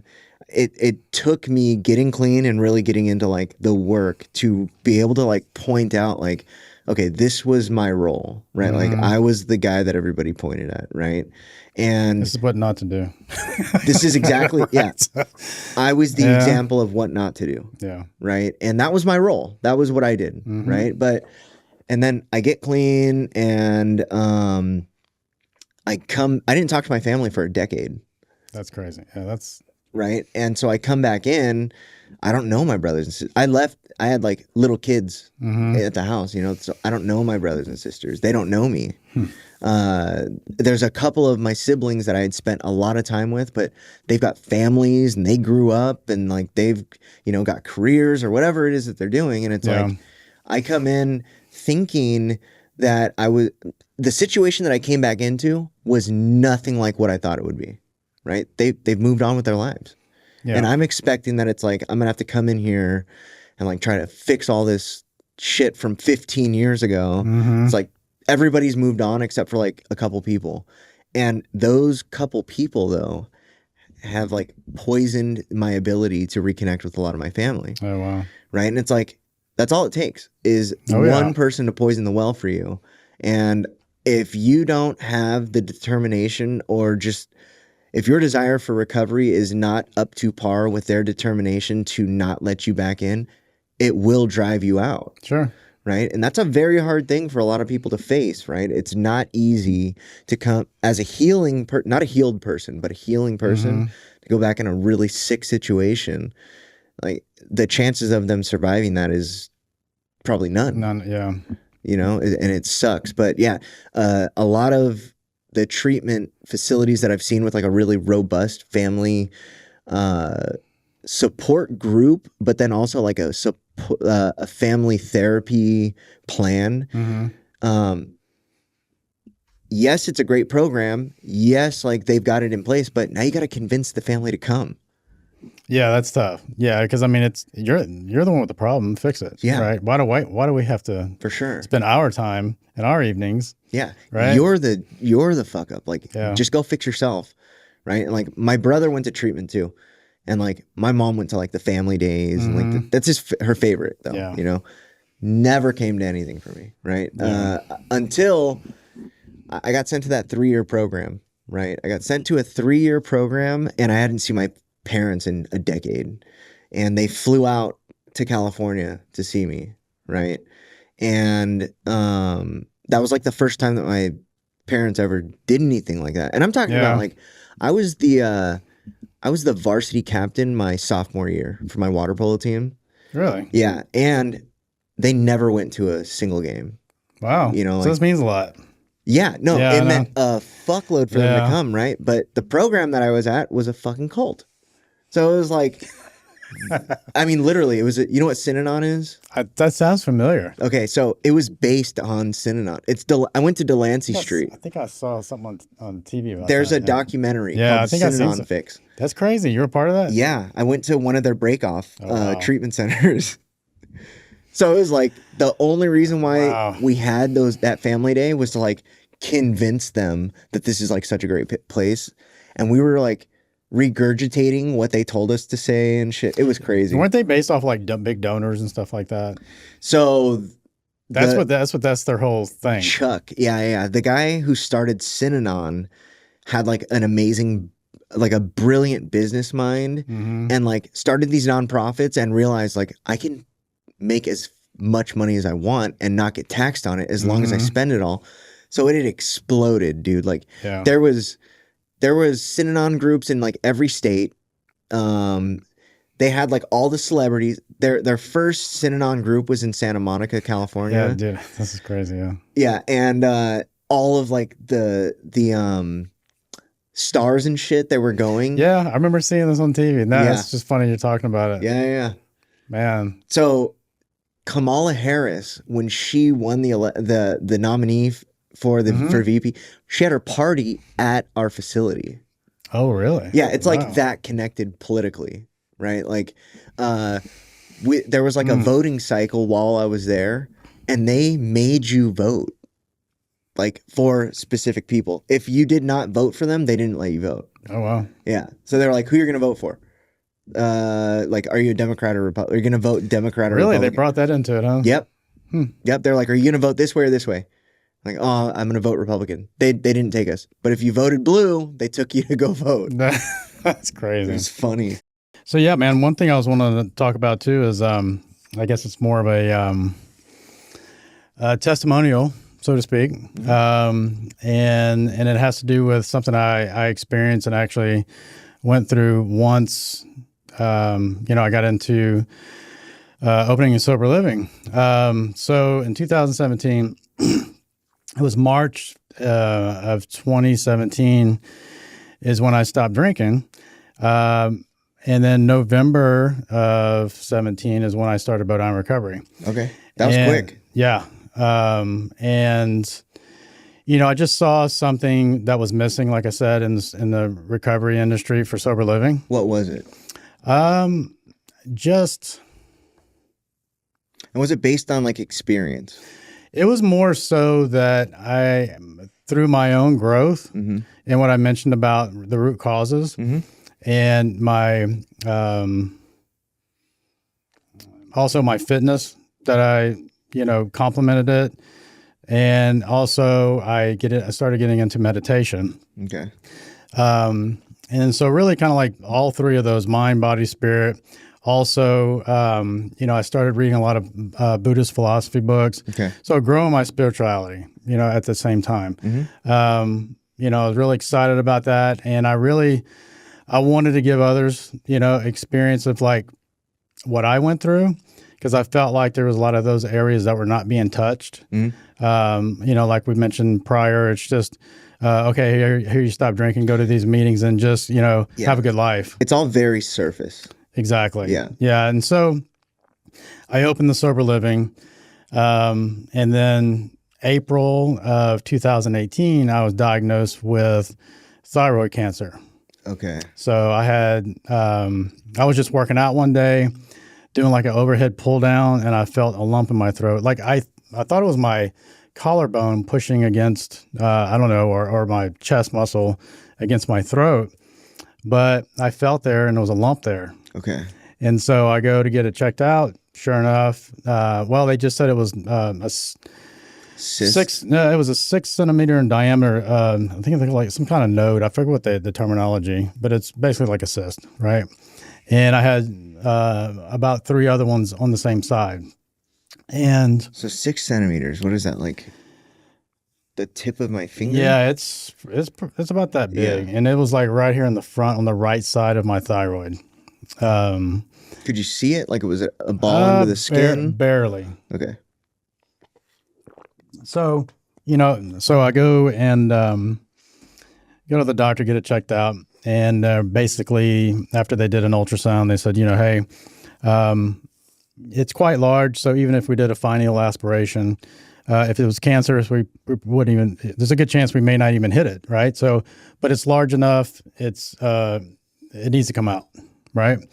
And the only reason that I went ahead and had it done so quickly is because at the time my wife's insurance was changing and we had paid the deductible, and I was like, hey, you know what, let's just knock this out. Yeah. And so September 2018, I went and had the surgery done. Found out it was like the surgery lasted 3 times longer than it was supposed to. And why? The complications. Oh. They realized that which I found out later was cancerous cyst, if you want to call it that. It was entangled into the thyroid itself. Like they tried to dissect it away and they just couldn't. And it got real messy real fast. They actually busted it. And so that spread throughout my neck muscles. So the cancerous material would spread throughout my neck. So they were really diligent of trying to get that all out after it had busted, apparently. And in the process, they paralyzed my vocal cord. So your vocal cord nerve runs right along the side of your thyroid. Okay. And that was severed. And I, of course, after surgery, I come to, go home, and then realize I can't talk. I can't talk. No way. Yeah. And they didn't say anything? Well, they just said that you're gonna feel numb. But there wasn't they said that there was complications with the vocal cord nerve, but that doesn't mean that it can't heal itself, kind of thing, right? Okay. That didn't happen. And then I was called to the doctor. I had a doctor's appointment about 3 days later, and that's when I found out it was cancer. They got the pathology reports back, and it was a papillary carcinoma, stage 1. And I was like, man, if I had not taken advantage of the insurance running out, yeah, I don't know if I would have even had it taken care of anytime soon. Wow. Right. So that was a really good thing that happened. Yeah. But again, the vocal cord nerve. So from that point on, I really couldn't talk more than a whisper. Okay. So essentially, what happens is your vocal cords. There's 2 of them. One of them basically is paralyzed and collapsed. Okay. So I could, over time, just because I have a good muscle structure in my neck, I would really force myself, which was very hard to do. So I got some decent projection out, but it wasn't really that great, and I would wear out real fast. But this was over a course of a year. Like I had no voice for a year. Wow. And this was right when I started sober living. Oh, wow. And so I literally had to go and buy a microphone, a karaoke microphone that had a speaker on it. It was built into it. Wow. And that's how it was kind of ridiculous, but that's what I walked around the house with. Do you have it still? Yeah, I do. Yeah. And I would hold meetings at the house, and it was rose gold, and it was like a kid's microphone, man. But it was awesome because it had a speaker built into it. And I would hold the house meetings with that, and so that went on for several months. And even our burgers and Bibles, I had to use that, whenever we would host that. But a year later, they had to wait for the surgery to kind of heal before they could go in again and do another surgery. Ended up putting in It's an implant, essentially. And it's pretty wild. The surgery, your voice comes back immediately. Really? It's so wild. I was like, man, can you make it sound cool or something different? Right. Unfortunately, can't do that. Is it the same voice? Oh yeah. Okay. Yeah. But again, that was wild. They actually put you under,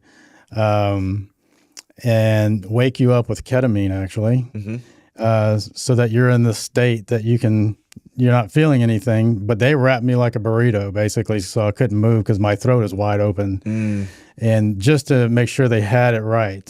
To say the implant, something? I had to talk. And so they bring me, I come to and I'm strapped in this thing and I'm staring at the ceiling. I was like, kind of looking around going, wow. I was like, am I in surgery? And they're like, yeah. And I was like, the walls are full of fur. Like, what's going on? Yeah. It was anyway. And they're like, oh, well, you're going to feel a little funny. And they, you start talking, they all laugh because you're saying weird things. But then I was put right back under. Yeah. And then, it was amazing because the next day I could talk. That's so crazy. Dude, that's how LASIK was. Really? I mean, the next day, it was amazing. I could never have read any of that. Yeah, I can't read that. Dude, like this right here would have been blurry. Yeah. Like I couldn't see shit. Yeah. And then I had 2 stigmatisms. And dude, the next day, I went in at like 9 a.m. I went home. That's so cool. Yeah, I went home that day. I slept. I woke up the next day, took off the things, and I could see everything. Was it painful? Not at all. Not at all. Not at all. Yeah. So I continued going because what happened is they left some microscopic cancerous material in there, obviously because it kind of busted. Yeah. So yeah, I went to MD Anderson, which is, I don't know if you've heard of MD Anderson, big cancer center, for the past 5 years after that. And this kind of goes into, again, really taking charge of your own recovery. And that is in every aspect. When I had no voice, I felt like I still had a voice with my recovery, with the sober living. And that, it really isolates you, man. You have no idea what it's like. I mean, it's basically, you avoid everybody. Yeah. Because you can't talk to them. You can't, in this quiet room, you could hear me talk, but anything outside of here, you couldn't even hear me talk. So I would just avoid people, avoid situations, avoid meetings, avoid a lot of things.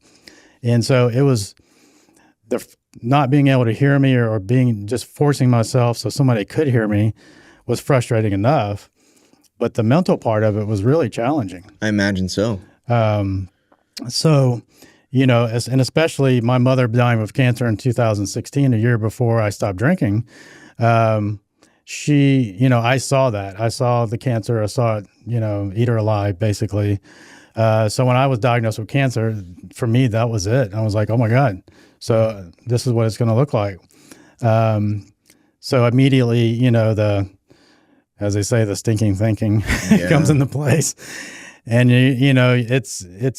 it's great, the tools that I've learned through the 12 steps that I was able to, work through it, and then get through to the next day and the next day and the next day and the next day, right? Mm-hmm. Without drinking. Right. And so it's that, again, going to MD Anderson. So we get to MD Anderson and then I go through their process. And then I notice about my third visit, after doing of course, now I know I have cancer. What can I do? Right. Because it's the same thing with recovery. It's like, what can I do? Right. Because if I'm just going to go to treatment or if I'm just going to go to some, therapist and just have them talk at me, they're never going to be able to help me if I don't speak up. Yeah. Right. Same thing goes for, and this is what I tell everybody out there in the audience is when you go to your doctor, you have to be proactive and ask them questions. Mm-hmm. And even at MD Anderson with all their elite status and how great of a surgeons they are, I had the best of the best. After my research that I did online, I realized that there's a lot of things I could be doing that they're not telling me to do. And one of those things was, what am I putting into my body? Like, why did I get cancer in the first place? Right? Who knows? Right? I have no idea. So did they give you like any scenarios that could have been possibly the cause of it? no. All they care about, just like, is how are we going to treat this? Right? And I said, well, I have microscopic, right? Is it growing? No, it's not growing. Has it moved any? No, it hasn't moved. I said, and so they were like, we want to do radiation. And I'm like, radiation, huh? I was like, okay. So I'll go back home, Research, watch YouTube videos and this. And man, I tell you what, it scared the heck out of me. I was like, there's no way I'm doing that. Yeah. Like, unless there's cancer all over my neck, I'm not doing it. Yeah. And because I could be breathing through a tube right now. I mean, it totally burns your esophagus. It burns everything. And so when I went back, again, doing more research, and what I found was, after I told them, I was like, look, I had to sign a waiver refusing treatment from them. Mm-hmm. And so I go on to do more research, and what I did was found out what foods I was allergic to, went and got tested, cut out gluten, cut out dairy, minimize sugar as much as possible, caffeine, and went all organic, ate nothing out of a box or a wrapper, no fast food, usually pretty much everything I cooked at home. It was all, like I said, raw from the butcher. I wouldn't even buy things out of the wrapper in the meat section. And again, with the fruits, vegetables, all organic. And I went on a very, very strict diet. And then also took, as far as holistic, black seed oil and turmeric, anything and that's why it's important to find out what you're allergic to food-wise, is because what it's doing is causing inflammation in your body. Yep. And if you can reduce the inflammation in your body, you have a very good fighting chance that you're going to stop feeding the cancer. And I eliminated all those. And then also, in addition to meditation, right? Environmental stress, any type of hypertension or stress that I'm causing to myself. In a year's time, it was gone. That's amazing. Cancer was gone. Yeah, it amazes me that the medical industry is so incentivized to put chemicals into you, when the reality is you can proactively fight a lot of things. Sure. Right? Yep. Addiction is another one. You know what I found out? Through all of the formal training that a regular MD has, do you know how many hours of addiction medicine training they get? Probably none. 6 hours. Yeah. 6 hours. Yeah, not much, I know.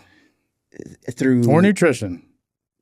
Oh, really? Yeah, that's the thing. It's like, that's what I was going to say, is like, next time you go to your doctor, ask him, why aren't you asking me what I'm eating? Oh, yeah.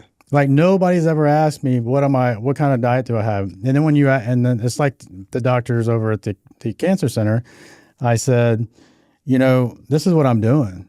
Do you think that has anything to do with my readings? Well, it could be. I'm like, what kind of food should I be eating? Well, a balanced diet. What does that mean? That's what you hear. And that's what the same thing you hear from a doctor. Eat a balanced diet. Yeah. What does that mean?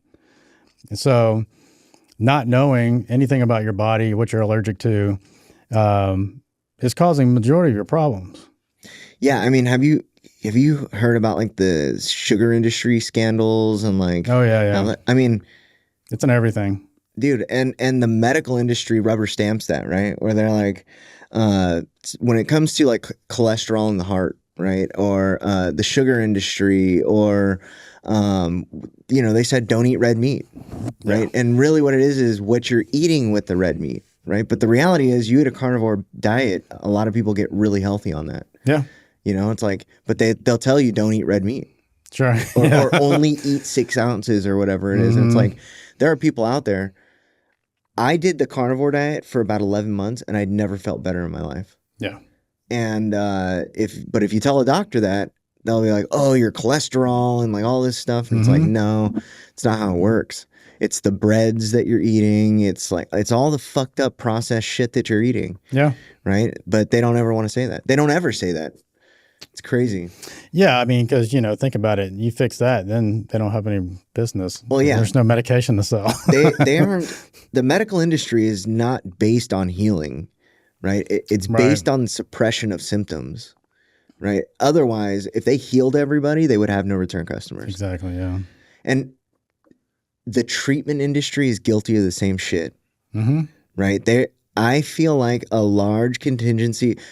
I don't really see that here in Houston, where they're like, actually, I can't even say that. Somebody recently told me like the numbers about like how they're actually surviving on the people that are relapsing and coming back. Like, Well, that sounds so fucked up to me. It's like, I don't know. Yeah, whatever. sure.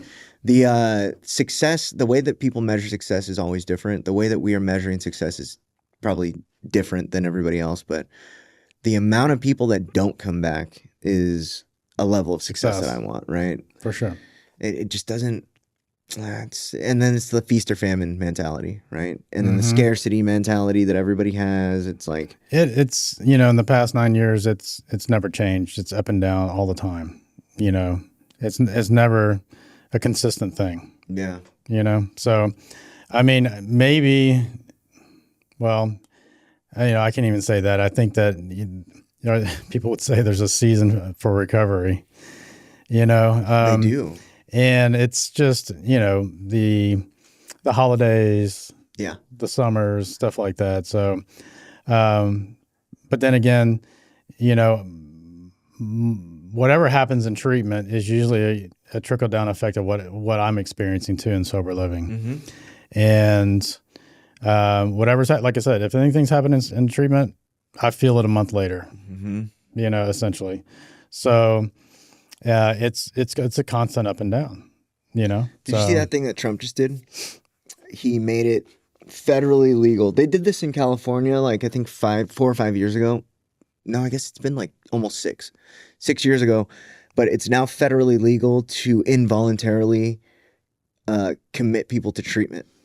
Really? Right? Homeless people. So they'll go to homeless people and say, you can go to treatment or you can go to jail. Right? If crazy. you deny the help, we'll take you to jail. Well, they did this in California, in San Diego, like maybe 6 years ago. And what happened was there was a shitload of people that went to treatment, but then they filled up the treatment centers. And then they had people waiting in the jails. That's funny. And then slowly everybody just left. Everybody just left the city. And so it immediately solved nothing. But in the long run, it got homeless people to just go somewhere else. But what it ultimately did was it choked up the and it wasn't like they were getting sent to like quality treatment. They were going to like state funded, free options, all that. And that some of my most successful treatment experiences one of them was Salvation Army and the other one was like a free faith-based one. Right. And I've been to like boutique treatment. It was like, we had like our own bedrooms in our own house. There was like 3 people. Oh, wow. In our own house. Nice. Like, and then like a live-in chef and like the whole 9, like didn't get shit out of it. Right. Yeah. The most successful one that I think I actually participated in was Salvation Army. Right. And it was because it was a long-term thing. Right. I was there for 7 months. We worked every day. They made sure that we addressed certain things, right? And we were there for long enough to address it. 28 days is not enough time to address shit, and that's why it blows my mind. It's like you are front loading all of your cost into stabilization. Yeah, I think that I saw a medical term. The medical term for, being sober is basically you're in remission. Right. Right. In remission. That just sounds so funny that they just think that it's not coming back. We've cured it. The whole terminology around it, like relapse makes sense. Right. But have you heard the whole like new political correct way to say it? It's a return to serious symptoms. Oh, boy. Right. So like that is another thing. It's like you guys have given us. So when I got sober, like really sober, I had to go through and redefine a lot of shit for myself. And I had to get rid of 2 words that I cannot use them for myself anymore. And it's triggers and cravings, right? Because A trigger for me really is just a desire to use. Yeah. Right? I just want to get high. And now I could point at that and say, well, I had a trigger. Like I was triggered, so I used. You know what I'm saying? And then Yeah, it's the scapegoat. it is. It is. It's a terminology that you have allowed me to point at that now I have to take the power back from it in order to really have accountability to myself. I cannot say that I have cravings or that I have triggers, because the reality is at the baseline of it, that's just a Band-Aid. The word is a Band-Aid, right? Yeah. The cause of it is I just wanted to get high, and now I can point to this as an excuse. So I had to get rid of those two words. I cannot, the way that I talk about my recovery, the way that I talk about like what I'm doing is I cannot use those words because it takes the power out of my choices. Right? Yeah. Yeah. I mean, it's amazing how words, the language behind it, and just behind recovery. One of the things that someone said to me was, stop saying, I know. Why? Because you don't know. Like you don't know anything. Yeah. You really don't.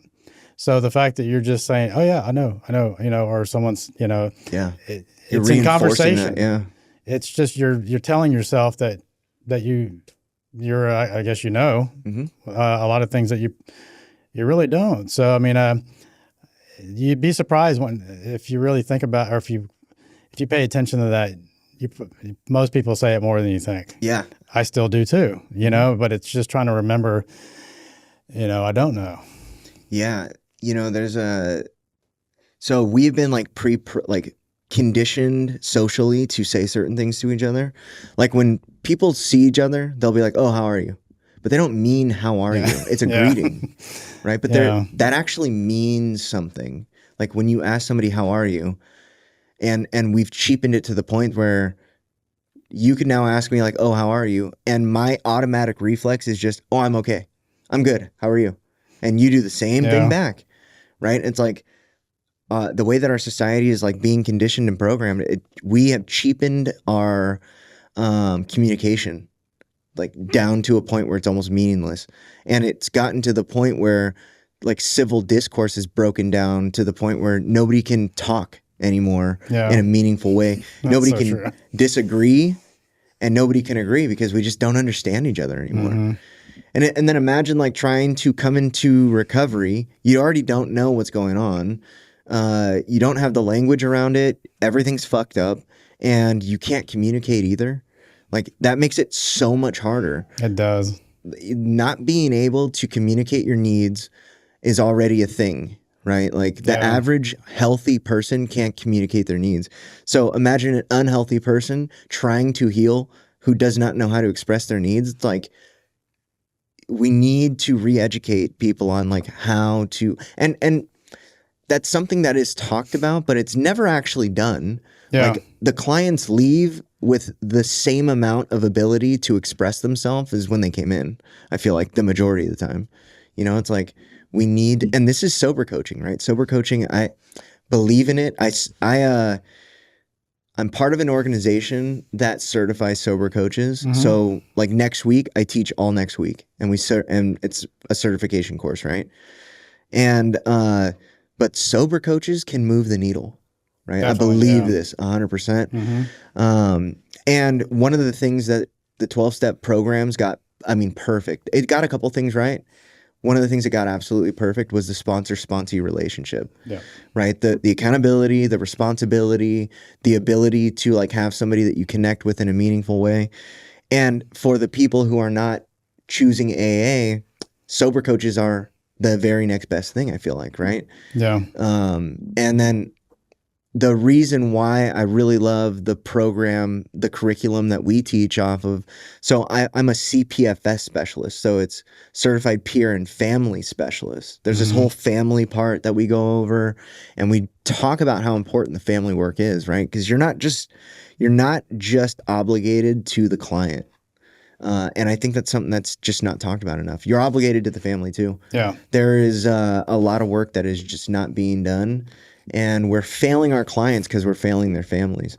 When you look at interventionists, so I did a bunch of intervention training, Okay. because I thought like, oh, this is gonna be fun, right? Like I have a bunch of friends that did intervention work, and they're Yeah. like talking about these stories and these fun things that they did, and like some of the crazy It shit doesn't that sound like happened. fun. I don't know. Well, the way that so back in the day, they had done it years and years ago, right? And like some of the stories, I was like, oh, that sounds actually cool. Like you're really like that is frontline saving someone's life, Sure. and then like you go to like different states and like meet different people. It sounded fun, and then I went to the trainings, and I very quickly realized that if you fuck this up, there's a good chance that you're fucking somebody up really bad.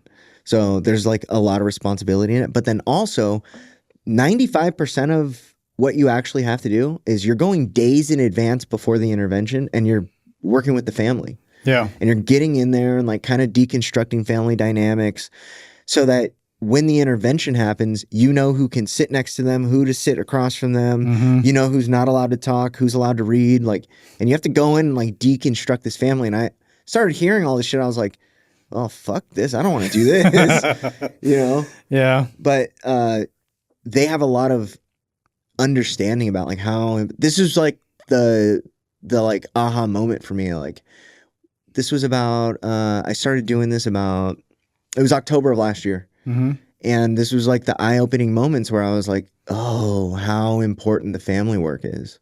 Yeah. Right? Otherwise, it's like the family will dictate whether this person's going to heal or not unless they're completely cut off. That's like almost the best situation is if the family just completely cuts them off, they go do their healing, and then they get a good foundation of recovery underneath them, and then they can go back and like deal with it with a couple of years under their belt, right? Like, Yeah. But that's not typically how it works out. No, I mean, I think too, you know and understand how valuable sober living is. I think a lot of people don't understand that. And I think as a whole, sober living carries this, the stigma behind it. And just like an addict carries a stigma behind it. I think there's a big gap where people understand what a real sober living is like versus a halfway house, or a 3/4 house, and what that looks like. Because I can tell you that majority of the people out there do not understand it.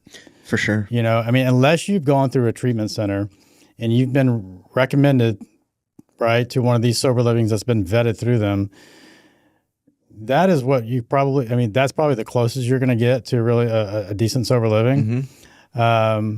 Otherwise, you're just kind of a house with some beds, and, there's a bunch of, people from prison in there and a bunch of weirdos, and they're flop houses. And I think that people don't really understand how important, again, like you said, being an interventionist and being on the front lines, it's kind of the same thing. I mean, like you mentioned, you go to 30 days of treatment and then we get you, right? Yeah. I mean, it's kind of like a flip of the coin. It's like, who are we going to get, right? And then also, what kind of family members are going to be coming with this person? Yeah. Who do I talk to on the phone? And you get all the various levels. You get people that are just, you can see where the behavior comes from, right? And then you just don't even have to meet the people. You can just hear them on the phone. Yep. And then you have, the helicopter parents, and, the wife that causes a lot of problems, or the girlfriend that causes a lot of problems. And so there's so many variables and different, there's a lot of drama. And it comes in various sizes and shapes, and, trying to not, they all don't fit in the same box. I mean, it's, basically we're getting people that nobody wants to deal with anymore. Yeah, that's a really good point. Yeah. And it's a lot to deal with on our side too, right? But we have a better understanding of like, okay, I get it, man. You're this, and this. And yeah, you're not crazy. There's so many things that you're saying I can relate with, but they're not going to understand. For sure. Kind of thing. And it's refreshing for those guys, but at the same point, there's a lot of times we get guys that've never been in sober living. It's intimidating. So it could prevent people from going, just because it's intimidating. And Now we do like a door to door if you're coming from a treatment centers. I mean, it's typically 100% you're going to come into the house unless there's some type of schizophrenia or extreme bipolar or, you know, you don't pass the background check, so to speak. But then again, you probably have already been through a background check at the treatment center if that's the case. And, you know, it's just really, you know, getting someone fresh out of treatment is always something that's heavy on us and heavy on them. So you just have to approach each situation as it comes in. And working with the families, I find that, again, it's like you have ones that really want to help the loved one, and then you have other ones that just don't have anything to do with them. Yeah. And I think it's very important. So I do a lot of referrals. I get a lot of phone calls, not only with the men in my house, but just people who call me. I like to, because I've been in the business for as long as I have, I get a lot of phone calls, people looking for women sober living, people looking for, you know, therapists. But it takes the time. You have to take the time to talk to that person, even though that they're not going to be a client of yours. But it's like, you know, hey, what can you afford? Maybe you're a female. What can you afford? You know, do you not have any money? And so I just kind of direct them where they need to go. And help them in that sense, if anything else. Yeah. Same thing goes for therapists. I mean, you know, a person coming from Austin or I don't know, Wisconsin or wherever you're coming from, you come into Houston, you're not going to know a therapist that's going to have maybe an addictionologist or a medical doctor is addictionologist, or, you know, a good therapist that has addiction or an LCDC counselor, because most of the time you don't even know where to start. Yeah, and a lot of people don't know what an LCDC is, or that there's addiction specialists or anything like that, right? They're just they know that their family member is using drugs every day or using alcohol every day, right? Yeah. That, you know, one of the things that I teach the coaches that are going through the certification courses, the majority of what we do is we become resources, right? We become a resource center for people. And so if you're in any given market and you don't know what's going on, then you're kind of a useless resource, right? And so for like people like you that's been in the business and people trust you and they know your name and stuff like that, it's like, you have an obligation to like be a resource to these people. Absolutely. And I hear these stories constantly where it's like, you know, I answer our phones too, you know, and I've experienced this too. As a matter of fact, when I was looking for treatment like 18 months ago or whatever, I'm still getting emails back from places and they're like, hey, we wanted to just see if you got help. It's like, dude, it's been over a year. It's been a year and a half, you know, and that's it's like the call center. Yeah, and it's like I hear it constantly where it's like once they know that they're not going to be a client, they're trying to hang up as fast as possible. Oh yeah. It's like you're failing in your obligations, right? Like, but I also look at who says that and I'm like, okay, you're here for a paycheck. Sure. You know, and a lot of it is a lot of non-therapists, like frontline workers. They're like the background people kind of. Yeah. But it's interesting that it's such a like there's so many dynamics that go into play for a single organization, you know, and like you're like a one-man show and it's like, I don't know how you're doing that, you know? It sounds crazy. I know I couldn't do this by myself. Oh no. Yeah. I mean, I do wear all the hats in Bodine Recovery, with the exception, I mean, without my house managers, I mean, obviously, I need those guys, and they do amazing work. My coaches do great work. We also do case management too. So that is a very important part of what we do, right? Like there's I won't say the name, but there's a treatment center around here that like does no case management. They're like their therapists are trying to like double as like the case management, and it's like, how do you expect them to do BD work, clinical work, and case management? Sounds impossible. Yeah, sounds so crazy to me. Yeah, that's a lot. Doesn't sound like they're really doing it, so to speak. Yeah, no, You know what I mean? yeah, it's interesting. Yeah. So, I mean, it's always trying to see what we can do more. And, you know, I've thought of doing some, we do have some therapists that we refer to that do like, you know, online type of therapy, Like telehealth, kind of stuff. Yeah. like actual therapists. Yeah. Yeah. When I toured your house, I think did you guys like have a therapist? Oh, that's what it was. It was like a telehealth therapist, right? Yeah. Yeah. Yeah. So, I mean, it's a little bit more than most sober livings do, but it's just something else. No. You offer a lot more than. So I told you, like when I toured yours was like number 6. Okay. And I did like all of the local ones right here. Mm-hmm. And I walked into one. I was with my brother. I walked into one, and Jericho was like, "What the fuck? Like, what is going on?" They were like getting high in the house. Wow. Like right down the street from here. Yeah. You know. And then we walked into yours, and Jericho was like, "Oh, okay, this is how we would do it." You know, like it's a good program. It's a nice house, right? It's like that sense of like for people in early recovery. Like being able to like have somewhere nice to lay your head at night that's safe and clean. Yeah, you don't want to get up and run out. Yeah. Yeah, or worry about stuff getting stolen or whatever. Yeah.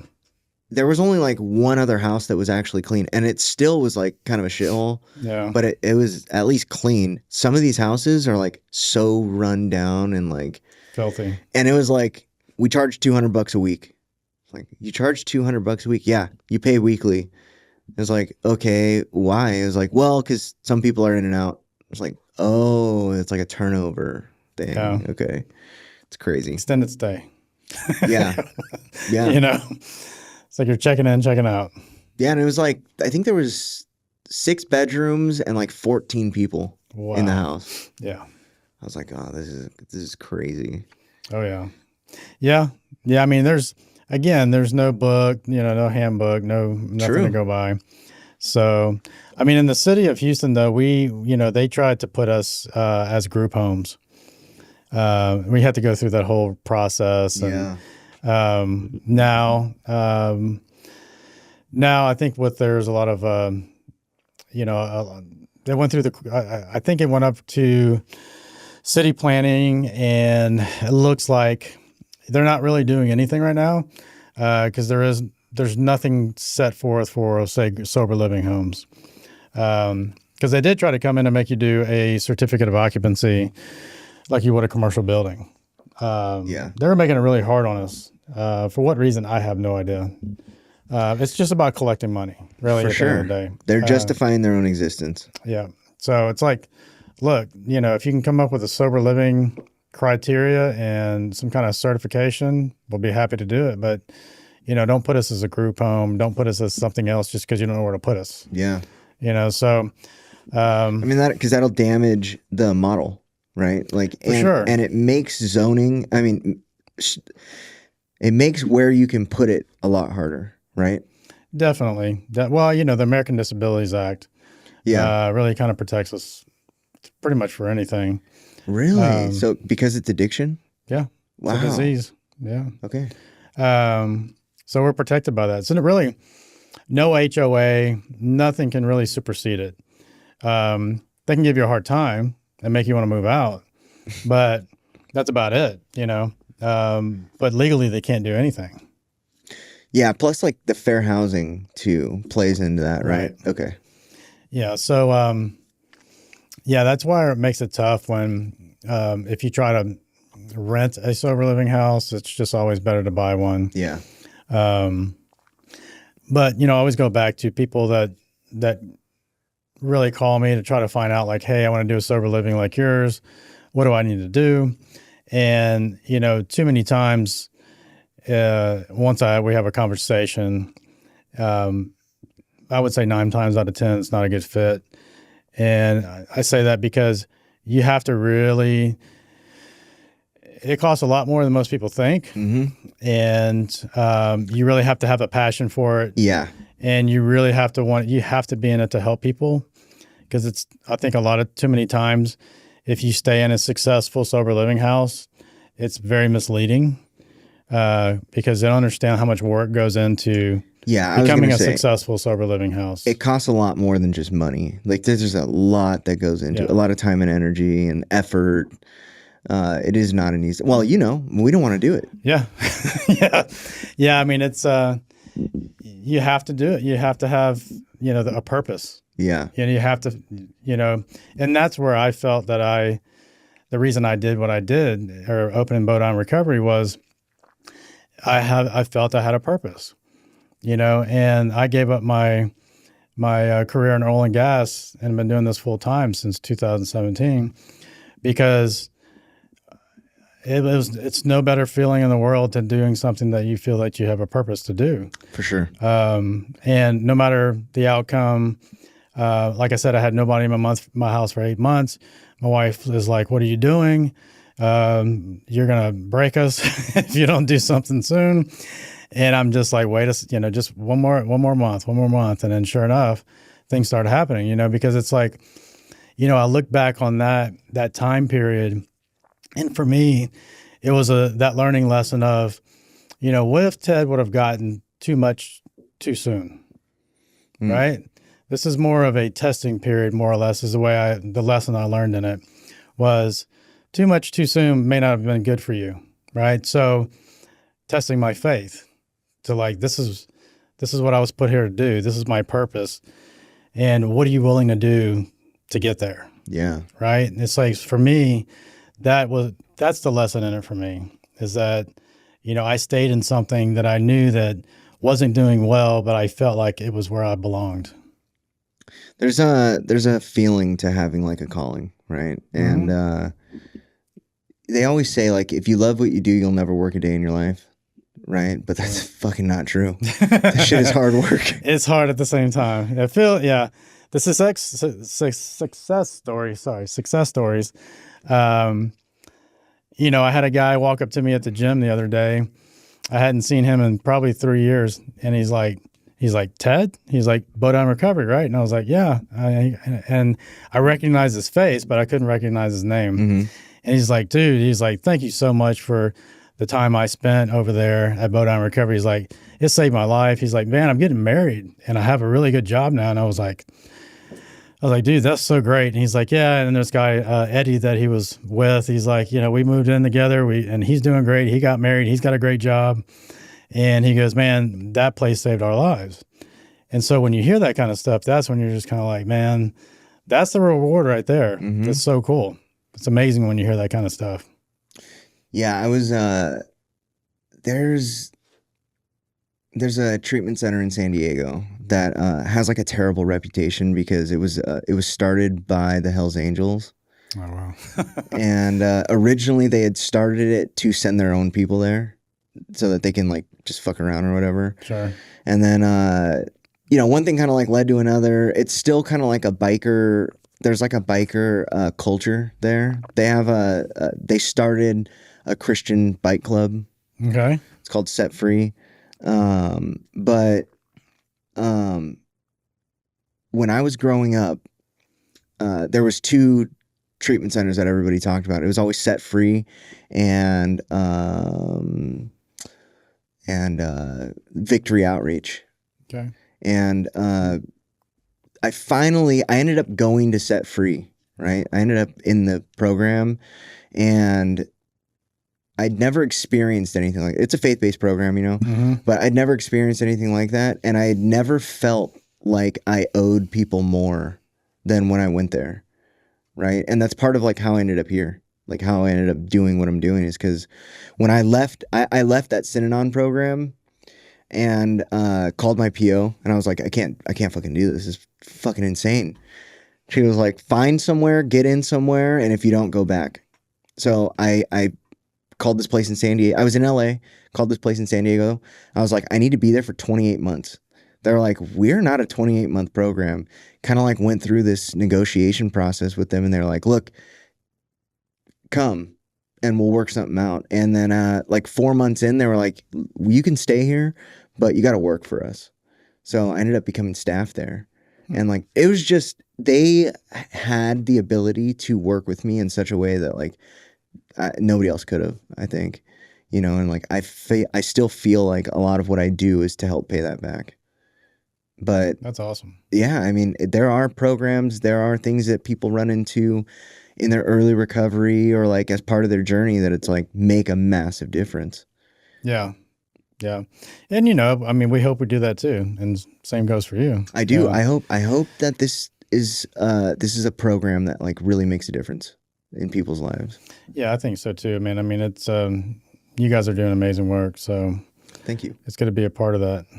Yeah. I mean, like, like the only, well, I'm not going to say it, Yeah. Well, okay. You want to add anything? No, man. I think I'm good. Cool. Yeah. All right, man. I appreciate your time. Absolutely. Thanks for having me, man. Thanks for listening to My Last Relapse. I'm Matt Handy, the founder of Harmony Grove Behavioral Health, Houston, Texas, where our mission is to provide compassionate, evidence-based care for anyone facing addiction, mental health challenges, and co-occurring disorders. Find out more at harmonygrovebh.com. Follow and subscribe to My Last Relapse on YouTube, Apple Podcasts, Spotify, and wherever you like to stream podcasts. Got a question for us? Leave a message or voicemail at mylastrelapse.com.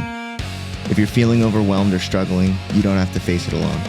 Reaching out for support is a sign of strength, and help is always available. If you or anyone you know needs help, give us a call 24 hours a day at 888-691-8295.